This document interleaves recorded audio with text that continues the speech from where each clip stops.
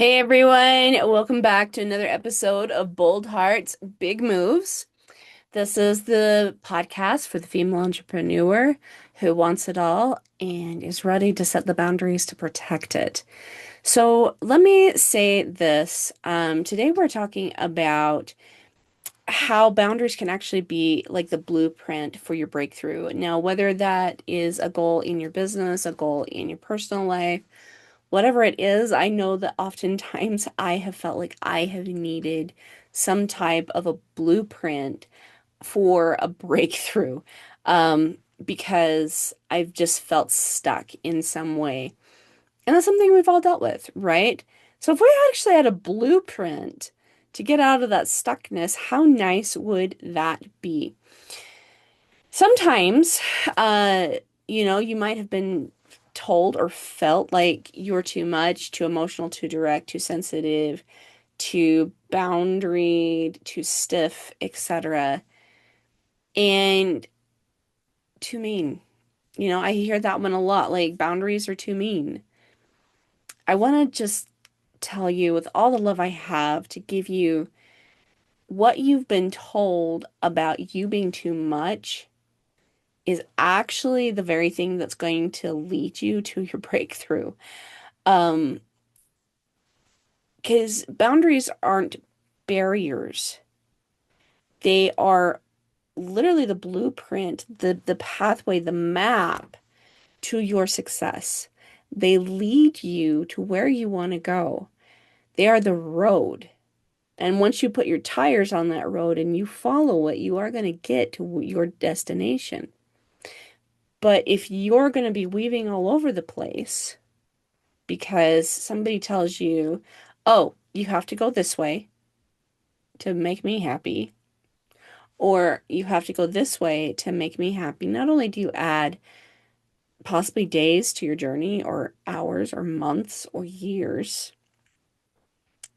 it takes you a lot longer to get to where you say you want to go, right? But sometimes you don't get there at all. And so a boundary is literally the road that you define, that you stay on to keep you heading towards your course. They are literally the blueprint from where you're at now to where you want to be. So today I'm going to walk with you through the heart, the resistance, and the power behind your boundaries, and why the breakthrough you've been praying for might be waiting on the one you're afraid to hold, to be honest with you. So let me give you an example of a time in my own personal business where I really needed to set a boundary with a client, but I really wrestled with it. Um, and I wondered if I was being too mean, too much.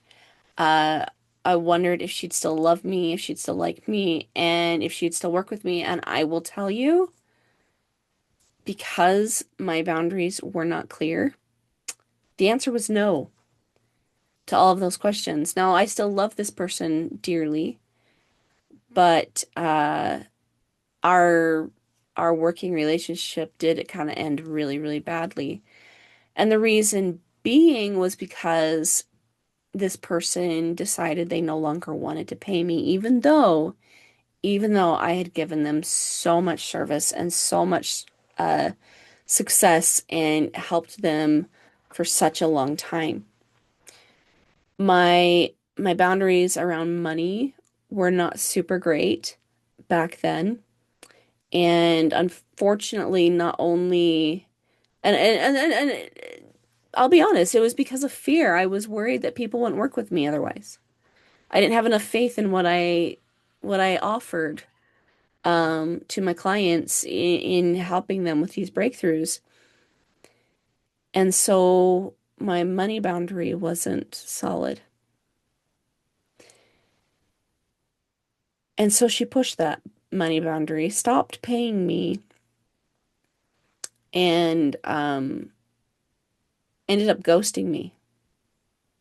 And because my boundaries weren't solid, I couldn't do anything about it. Because my boundaries weren't clear, I couldn't do anything about it. And I was out actually thousands of dollars with this client because she just decided to stop paying me. And, it was a hard lesson for me to learn. And I'll be honest, I've still learned some really hard lessons. But one of the things I have learned from this, there is no shame in supporting your family with what you do. There is no shame in going on a vacation with your family because of what you do. There is no shame in earning money to in a way that makes somebody else's life so much better and going out and getting the car you want. There's no shame in this. But I was literally up against those beliefs, thinking that if I asked for any monetary value back, it was too much. And it did. It cost me my client. It cost me thousands of dollars. And it actually cost me probably more than her not just paying me because I ended up having to go into debt to pay for some things for my family that money would have paid for otherwise. And so it actually cost me double not having that boundary. But what's happened since I started holding way better money boundaries, um, is I've signed clients that have paid me 10 times what that first client had paid, or the previous client, I should say. She wasn't my first one, but what the previous client had paid me. Um, I I have found clients that are eager and willing and happy to pay me for what I do for them. They they can't say enough good things about the way I help them. They don't mind paying me that fee at all. And even though like I'm not working with a lot with some of these clients anymore, the relationship is still fruitful. I still get to talk with them. I still get to hear them and their continued success. They stay in touch. And that is beautiful to me. And they recommend me to their friends. And they say, you know what, you actually ought to talk to Erin if you're wanting help with your business and your boundaries. Okay? So I'll tell you that, when I lost that client, it didn't feel good at first, but it ended up being a good lesson for me. And sometimes one of the major lessons I've learned from that is that sometimes God's blessings and goodness really come disguised as discomfort. But if we're open to listening to that discomfort and the struggle behind, and that struggle, I should say, and how we feel about the struggle, oftentimes we will find something far more worth, like a far more worth than what we had before. Because yes, even though I had lost like a lot of money in that transaction plus that relationship, the knowledge I gained gave me back way more than I ever lost. So why is it? Why is it that women, especially God-loving Christian women, resist boundaries? And I will say that the enemy isn't scared of your good heart. He's actually scared of your good boundaries. He's scared of your integrity because if you think about what he does, the first thing he attacks is your self-worth. That's what he did with Christ. When he was tempting Christ, um, he tempted him with his identity, with his self-worth, to be less than, to be quiet, to sit down, because he wasn't scared of Christ's good heart. He was scared of him actually acting on his good heart. He was scared of his actions more than he was anything else. And so when we live in integrity, that with ourselves and with God too, like literally self-love is aligning with God. It is the most humble thing we can possibly have because we acknowledge our faults, but we also acknowledge our greatness and choose to live out of the greatness and fix the faults. What is prideful about that? And it makes sense then that the adversary actually would be scared of our integrity and our boundaries. So, some common beliefs that you guys might have. If I love them, I'll let it go, right? If I truly love this client or if I love this family member, I won't say anything. I'll just take it on the chin. I should give them grace. It's not that big of a deal. But the truth of the matter is, grace doesn't erase responsibility. And if we don't hold someone to truth and the simple fact that they said that they were going to do this thing, we are in a sense communicating to them that they're weak. And I'm not willing to do that. I'm pretty sure you're not either. We don't want to erase their responsibility. We do want to communicate with them and work with them. Absolutely. But we want to keep integrity on the line, like not on the line, but in the forefront. Jesus set boundaries constantly, all the time. He never acted out of alignment with who he was, with the crowds, with the Pharisees, even with his own disciples, even with the people he loved the most. Think about when he looked at Peter and said, "Get behind me, Satan," simply because Peter was trying to encourage Christ to rest. Jesus refused to act out of alignment with who he was in any way. He trusted himself to know when he needed rest and to give himself what he needed. He trusted himself. Boundaries don't cancel compassion, they protect it. Because remember that when we listen to our emotions and we go deep with our emotions, we usually arrive at self-compassion. And from self-compassion can hear the boundary. And the boundary, we know it's a good one if it quiets the emotion. Okay? So boundaries are a lot like garden fences. They don't stop things from growing. They keep what's meant to grow protected.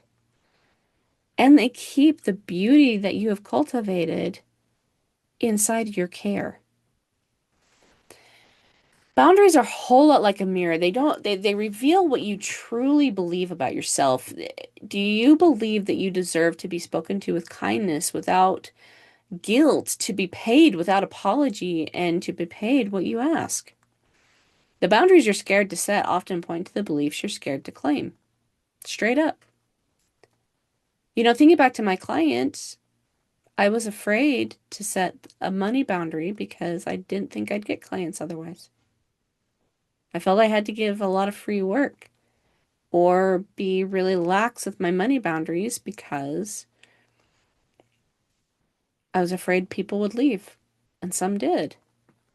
But they opened the door for people who wouldn't. And literally, if we kind of go into this, what we think is a storm, we find often that blueprint for that breakthrough. So boundaries are an invitation. They don't just protect you, they invite the right people in. And when you set a loving, clear boundary, you communicate, this is who I am, this is who I'm going to live by, this is my integrity, meet me. This is how I work best, this is how I function the best, this is how it benefits you. And this is how I love without losing who I am and my core. Because my best clients, my amazing clients, the ones that I love and that have referred me to other people, they don't run from my boundaries. As a matter of fact, they benefit from them and they run toward them because they learned how to set boundaries because I was boundaries. They were craving clarity too. Boundaries are a specific multiplier. One of my massive breakthroughs that came after I set a money boundary was how I'd actually been doing, like I said, a massive disservice to my family. Um, I had been lax with my boundaries, and I would say, hey, it's not a problem. I can tell that you need my help. Let's just get started. We'll figure out the payment stuff later. And oftentimes those clients didn't pay me, and it ended up putting me in kind of a financial problem place. And I got thinking about it, and I'm like, hold on. Would these people walk into Home Depot if they say they needed a toilet or flooring or something and say, hey, I really, really, really need this? Mine is totally broken, so I'm just going to take it. What would Home Depot do, right? Or Lowe's? What if their car was on their last leg and the engine exploded? Would they walk into a dealership and say, hey, I really, really need this car, so I'm just going to take the keys and I'm going to drive it away? And I realized that I was actually letting people live out of integrity with themselves. People actually do want to pay for goods and services, and it's okay to pay for goods and services. It's okay to pay for our life. And it's also okay to ask for that money if we are doing someone a huge service, okay? Boundaries really, they don't repel breakthrough. They really clear the space for it, right? And once I started understanding, how I wasn't holding a boundary and I started holding a boundary there, it invited, clients that paid way more, uh, the ability to support my family and my lifestyle and kind of stay out of debt, which was really nice, to be honest with you. So, if you're wanting to find your breakthrough, I'm going to ask you some questions. What are you tolerate? Is there something that you are tolerating that's draining your purpose, that's draining who you are? Does something feel draining to you? This is an area you want to get clarity on. This is a place that you want to lean into.